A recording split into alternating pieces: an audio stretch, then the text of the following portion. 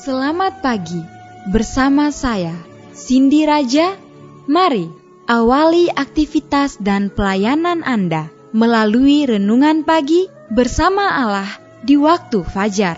Dengan doa dan bimbingan darinya, kita dapat diyakinkan bahwa pada hari yang mulia itu, ketika Yesus kembali untuk mengklaim miliknya, bahwa kita akan menunggunya di sana dengan tangan terbuka dan disambut ke hadiratnya yang kekal.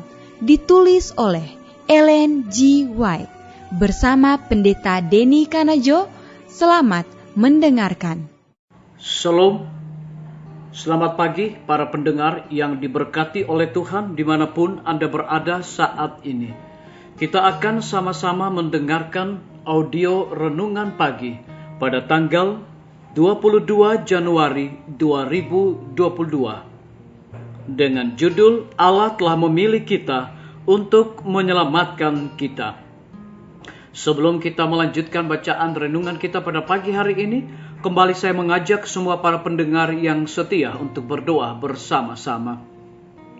Bapa kami yang bersemayam di dalam takhta kerajaan sorga, terima kasih Tuhan Yesus, oleh karena kebenaran firman-Mu di pagi hari ini akan kami dengar. Kami mohon kuasa Roh Kudus-Mu dicurahkan kepada masing-masing kami, agar kami dapat mengerti dan mempraktekannya di dalam setiap kehidupan kami. Terima kasih Tuhan Yesus, ampuni kami Bapa, karena kami sudah berdoa hanya di dalam nama Tuhan dan Juru Selamat kami. Amin. Ayat inti kita terambil di dalam 2 Tesalonika 2 ayat yang ke-13, demikian firman Tuhan. Akan tetapi kami harus selalu mengucap syukur kepada Allah karena kamu, saudara-saudara yang kekasih Tuhan, sebab Allah dari mulanya telah memilih kamu untuk diselamatkan dalam roh yang menguduskan kamu dan dalam kebenaran yang kamu percayai. Mari kita ikuti penjelasannya. Melalui pengudusan roh dan kepercayaan akan kebenaran itulah kita menjadi pekerja bersama dengan Tuhan. Kristus menunggu kerjasama dari gerejanya. Dia tidak merancang untuk menambahkan hal baru pada firman-Nya. Dia telah melakukan pekerjaan besarnya dalam memberikan ilhamnya kepada firman. Darah Yesus Kristus, Roh Kudus, firman ilahi adalah milik kita.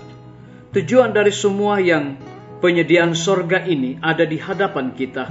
Keselamatan jiwa-jiwa yang untuknya Kristus telah mati, dan bergantung ada pada kita agar kita berpegang pada janji-janji yang telah Tuhan berikan dan menjadi pekerja bersama-sama dengan Dia. Agen ilahi dan manusia harus bekerja sama dalam pekerjaannya. Setelah berada dalam dewan musyawarah Allah dan tinggal di ketinggian abadi tempat kudus di sorga, semua elemen kebenaran ada di dalam Dia dan berasal dari Dia. Dia bersatu dengan Tuhan itu berarti lebih dari yang dapat dipahami oleh pikiran yang terbatas untuk hadir dalam setiap upaya misionaris Kristus, yaitu Dia yang disalibkan. Kristus bangkit dari kematian. Kristus naik ke tempat yang tinggi sebagai pengantara kita. Inilah ilmu keselamatan yang perlu kita pelajari dan ajarkan. Dikutip dari buku Counsel to Teachers, halaman 22 dan 23. Dalam usahanya untuk mencapai cita-cita Allah baginya, orang Kristen jangan pernah putus asa. Kesempurnaan akhlak dan rohani oleh rahmat dan kuasa Kristus dijanjikan kepada semua orang. Yesus adalah sumber kuasa, mata air kehidupan, yang memimpin kita ke takhta Allah dan menempatkan ke dalam mulut kita suatu doa dengan mana kita dibawa ke dalam hubungan yang langsung dengan Dia. Untuk kepentingan kita yang menjalankan segala tenaga yang berkuasa dari sorga. Dikutip dari buku Alfa dan Omega, jilid 7, halaman 403. Biarlah bacaan renungan kita saat ini akan menjadi berkat bagi kita semua. Mari kita tunduk kepala dan berdoa.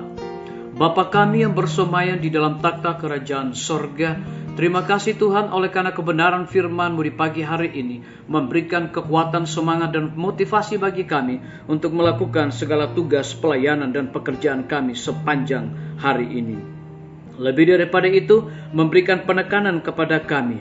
Melalui pengurusan roh dan kepercayaan akan kebenaran itulah kita menjadi pekerja bersama dengan Tuhan. Kristus menunggu kerjasama dari gerejanya. Terpujilah nama Tuhan. Pada pagi hari ini hamba berdoa untuk pemerintah kami.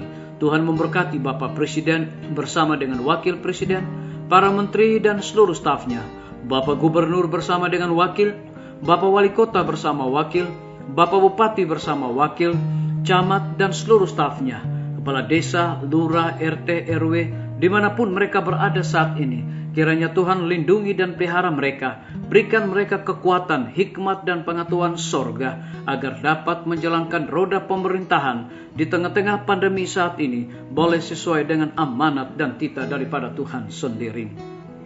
Kami menyerahkan para tim medis, dokter, perawat, bidan, dan semua para pekerja kesehatan yang melayani di setiap rumah sakit bahkan puskesmas yang ada di Indonesia. Curahkanlah hikmat pengetahuan sorga, dedikasi kepada mereka agar mereka dapat melayani dengan sukacita kepada orang-orang yang membutuhkan pelayanan mereka setiap saat. Kami berdoa untuk guru-guru, kepala sekolah, dan setiap siswa di setiap lembaga pendidikan.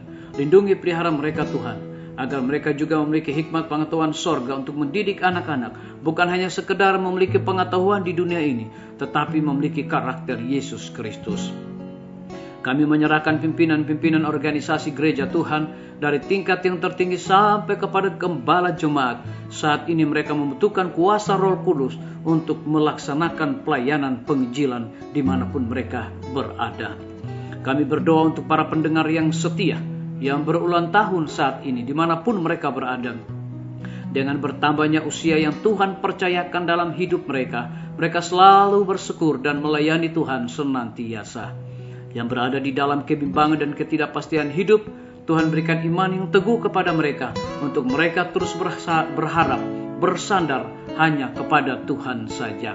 Terima kasih Tuhan Yesus, dengarlah doa kami Bapa, dan mau mengampuni segala dosa kami, karena kami sudah berdoa hanya di dalam nama Tuhan dan Juru Selamat kami. Amin. Sampai jumpa. Tuhan Yesus memberkati kita semua.